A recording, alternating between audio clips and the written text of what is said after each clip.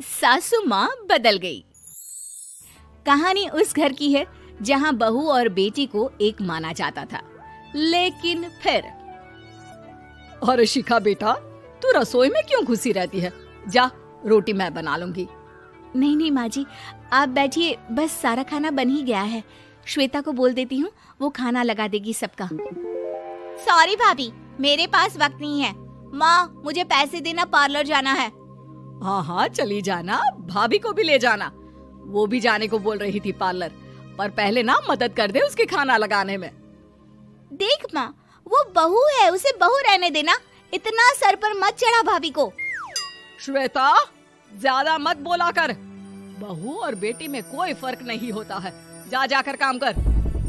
ननद को माँ का भाभी से इस तरह प्यार करना बिल्कुल अच्छा नहीं लगता। वो बार बार किसी न किसी तरह माँ को भाभी के खिलाफ भड़काती रहती, लेकिन कोई फायदा ना होता। एक रोज, अरे बेटे किशन, जा बहू को कहीं घुमा कर ला। सारा दिन घर में काम करती रहती है। हाँ हाँ माँ, हम लोग जा रहे हैं ना गोवा। अच्छा जी, भाभी ने तो हमें बताया भी नहीं। वैसे तो सारी पंचायत करती है, ये गोवा वाली बात क्यों छुपा गई हमसे? अरे क्योंकि उसे खुद नहीं पता था बहन। मुझे टिकट सस्ती मिल रही थी तो मैंने बुक कर दिया। हाँ शिखा, पैकिंग कर ले, संडे हम जा रहे हैं गोवा। दोपहर में शिखा पैकिंग कर रही थी कि सास आ जाती है। ये क्या बहू, साड़ियाँ? अरे गोवा जा रही है घूमने या फिर शादी में मायके हैं? माँ जी, ऐसा कुछ है ही नहीं, समझ में नहीं आ रहा क्या रखूं कपड़े में। अरे तेरी और श्वेता की साइज तो एक ही है। उसके कुछ मॉडर्न कपड़े ले ले, आकर लौटा देना। हाँ माँ जी, ये ठीक रहेगा। शिखा श्वेता के पास जाती है और उससे कपड़े मांगती है। ना जी ना, मैं अपने कपड़े ना दूं। वैसे भी फैल जाएंगे मेरे कपड़े, बहुत महंगे वाले हैं। शिखा मुंह लटकाकर कमरे में आ जाती है तो सास कहती है, चल तैयार हो जा, तुझे मैं शॉपिंग करा कर लाती हूँ गोवा की। बस फिर क्या था, सास बहू निकल जाते हैं मार्केट और एक से बढ़कर एक ड्रेस खरीद कर घर आते हैं। पहले बता देती कि नए कपड़े दिलाने वाली है भाभी को, तो मैं अपने ही दे देती ना भाभी को, मुझे दिला देती नए कपड़े। देख श्वेता, परिवार का मतलब सबके साथ रहना होता है, ना कि सिर्फ अपना सोचना। वैसे भी तुझे अच्छे संस्कार सीखने चाहिए। और रही बात कपड़ों की, तो शिखा, आज से घर पर भी तू मॉडर्न कपड़े ही पहनेगी। कोई जरूरत नहीं है ये साड़ी वाड़ी लपेटने की। अब क्या था, घर पर श्वेता और शिखा एक जैसे रहते। एक बार पड़ोसन आती है। अरे बेटा, अपनी माँ को तो बुलाना जरा, बात करनी है। शिखा सास को बताती है और रसोई में चली जाती है। ये आपकी बेटी बहुत बड़ी हो गई है, इसके लिए एक रिश्ता है, कहो तो बता दूं। ये बेटी नहीं बहू है, घर में सब एक जैसा ही रहता है। वैसे मेरी बेटी भी बड़ी हो गई है, कोई रिश्ता हो तो जरूर बताना। पड़ोसन रिश्ता लेकर उन लोगों के घर आती है। तब श्वेता की होने वाली सास कहती है, तो ये घर है, कितने मंजिल का है? और ये बहू ने आपकी क्या पहन रखा है, जीन्स टॉप? अरे भाई, साड़ी वाड़ी नहीं है क्या इसके पास? देखिए, सर्दी है तो साड़ी में बहू कैसे मैनेज करती, वैसे पहनती है साड़ी भी। देखिए, हम लोग ठहरे पैसे वाले लोग, कोई कमी नहीं है हम लोगों के पास पैसों की, बहुत पैसे हैं, जमीन, नौकर चाकर, कार, सब कुछ है, लेकिन घर में संस्कारी बहू चाहिए।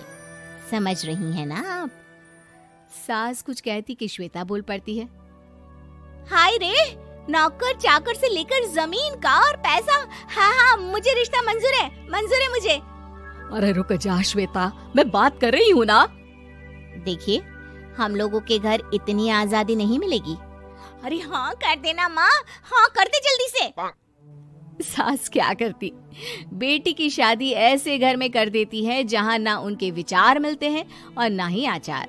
शादी के बाद एक रोज फोन पर, श्वेता बेटा, एक बार घर आ जा, बहुत दिल करता है तुझे देखने का। माँ, वो घर पर बहुत काम होता है, कैसे आऊँ?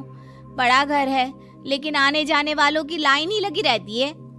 बेटा मैं तो जानती थी उस घर का हाल, लेकिन तू ही नहीं मान रही थी। माँ देख, हर घर का यही हाल है। तेरी बेटी को यहाँ घूंघट हटाने की परमिशन नहीं है और एक तरफ भाभी स्कर्ट पहनकर घूम रही है। बेटा मुझे क्या पता था कि मेरी बेटी को ससुराल के नाम पर पिंजरा मिल जाएगा।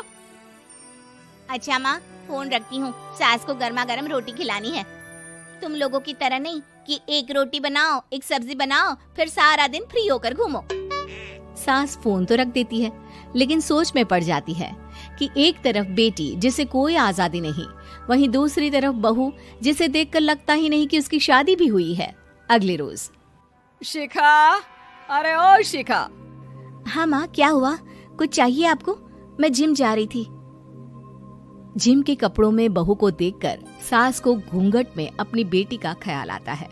देख बहू, घर में बहू की तरह रहा कर। इतने टाइट कपड़े पहनकर जिम जाना पसंद नहीं मुझे। जा जाकर रोटी बना। रोटी? माँ अभी तो शाम की 6 बजे हैं, इस वक्त रोटी? अब क्या मेरे खाने पीने पर भी पहरा है? अरे जब मर्जी तब मैं अपने घर में खा भी नहीं सकती क्या? बहू को अजीब लगता है। वो समझ नहीं पाती कि जो सास कल तक इतनी सपोर्टिव थी, उन्हें अचानक से क्या हो गया। वो किचन में जाती है, गरम रोटी के साथ 2 तरह की सब्जी, रायता, सलाद सब लेकर सास के पास आती है। माँ जी, खाना। इतना सारा खाना? राक्षस समझा है क्या मुझे? रोटी मांगी थी मैंने गर्मा गर्म बस। पर माँ जी, रोटी खाती किससे आप? सब्जी तो बनानी थी ना। अरे भूख मर गई मेरी तेरी बहस से। जा जाकर काम कर, अंदर पूरी रसोई साफ कर। बहू अंदर चली जाती है। थोड़ी देर में श्वेता घर आती है। अरे शिखा, जल्दी से चाय ला, पकवान बना, मेरी बेटी आई है। अरे नहीं नहीं माँ, ड्राइवर बाहर खड़ा है। मैं तो घर का कोई सामान खरीदने के बहाने यहाँ आ गई हूँ, मुझे जाना होगा। अरे बेटा, पर कितने दिनों बाद देख रही हूँ तुझे, रहने आ जाना 2-4 दिन के लिए। आ जाऊंगी माँ, जब मेरी सास मरेगी तब। मैं तो रोज मन्नत मानती हूँ कि मेरी सास मर जाए तो अच्छा है। अच्छा चल, जा रही हूँ माँ। हे भगवान, कैसे कैसे दिन देखने पड़ रहे हैं मेरी बेटी को। सास अंदर जाती है, जहाँ श्वेता की जिम वाली सहेली का फोन आया होता है। क्या बात है, आज जिम नहीं आई? अरे पता नहीं यार, आज माँ को क्या हो गया अचानक। पर खैर कोई नहीं, लगता नहीं कि मैं अब जिम आ पाऊंगी। शिखा स्पीकर पर बात कर रही थी, जिसे सास सुन रही थी। यार ये सास ना होती ही ऐसी है। मैं तो कहती हूँ बुढ़िया जल्दी मरे और तू आराम से जिए। शिखा को सहेली की बात पर गुस्सा आ जाता है। माँ के मरने की कौन सा बच्चा दुआ मांगता है मोहिनी? आगे से ऐसी बात मेरे सामने मत करना। हमारे घर की शोभा ही माँ है। क्या हुआ जो थोड़ी सख्ती दिखा रही है? उसमें भी कोई ना कोई उनकी भलाई ही होगी। मैं तो कहती हूँ भगवान मेरे जैसी सास सबको दे, जो सिर्फ माँ की तरह है। सास वाली तो कोई बात ही नहीं है उनमें। सास ये बात सुन रही थी। उनकी आंख में आंसू आ जाते हैं कि क्यों वो बेटी की किस्मत में बहू को भी भागीदार बना रही थी। शिखा, अरे ओ शिखा, क्या हो गया? जिम नहीं जाना क्या?